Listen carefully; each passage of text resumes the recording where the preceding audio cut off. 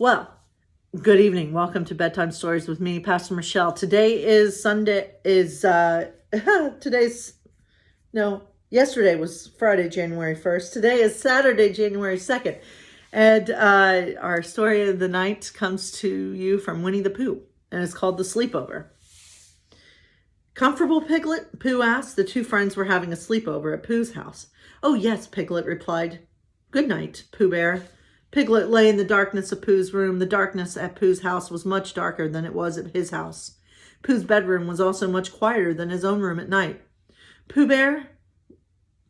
Piglet whispered. There was no answer. Piglet heard a soft, low rumbling. The sound grew louder and then softer over and over again. Is that the sound of a heffalump? Piglet wondered. Oh, dear, Piglet shouted, running to Pooh's bed. Wake up, please, Pooh. Pooh said drowsily, sitting up. Piglet was hiding under the covers in Pooh's bed. Why, Piglet, what's the matter? It's that horrible noise. He listened for the noise and he realized he couldn't hear it. That's funny. The noise stopped as soon as you woke up, Pooh. Pooh said. He shrugged, then he yawned. I guess that means we can go back to sleep. Pooh Bear, Piglet said, could we have the rest of our sleepover another night? I'm just used to sleeping in my own house. Pooh put his arm around Piglet. I understand, he said, and he helped Piglet gather his things, and then hand in hand they walked to Piglet's house. Piglet was happy to be at home. Thank you so much for understanding. I suppose you'll need to get home to bed now. That does sound like the thing to do, but first I might sit down for a little rest. While Piglet put away his things, Pooh sat down in his chair, and by the time Piglet came back, Pooh was making a soft, low, rumbling sound. But in the comfort of his own house, it didn't strike Piglet as anything other than the sound of one sleeping bear snoring. Sweet dreams, Pooh Bear, he whispered. Piglet climbed into his own bed and drifted off to sleep. It seemed that he and Pooh were having their best friend sleepover after all.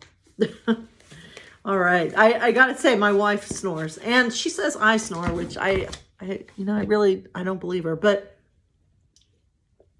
no way to know.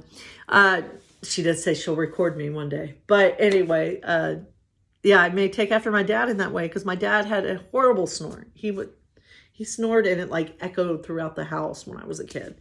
And Janelle does too. Her snore echoes. Anyway, that was Random Thoughts of the Day, brought to you by Michelle. All right, so we have finished up this book. I'm just going to highlight some other bold women in Black history. So we have Mary Jane Patterson. She was the first Black woman in the U.S. to graduate from college.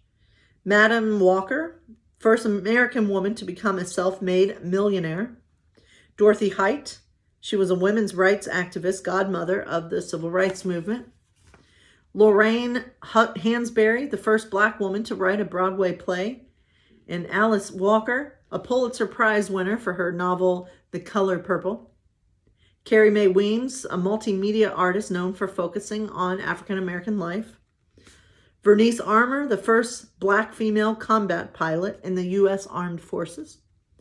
Venus Williams, many of us know who that is. Venus and Serena Williams. Venus was the first Black woman to be ranked number 1 since tennis's open era began in 1968. And Serena, most Grand Slam wins by a tennis player in the open era. Misty Copeland, first Black principal ballerina at the American Ballet Theater.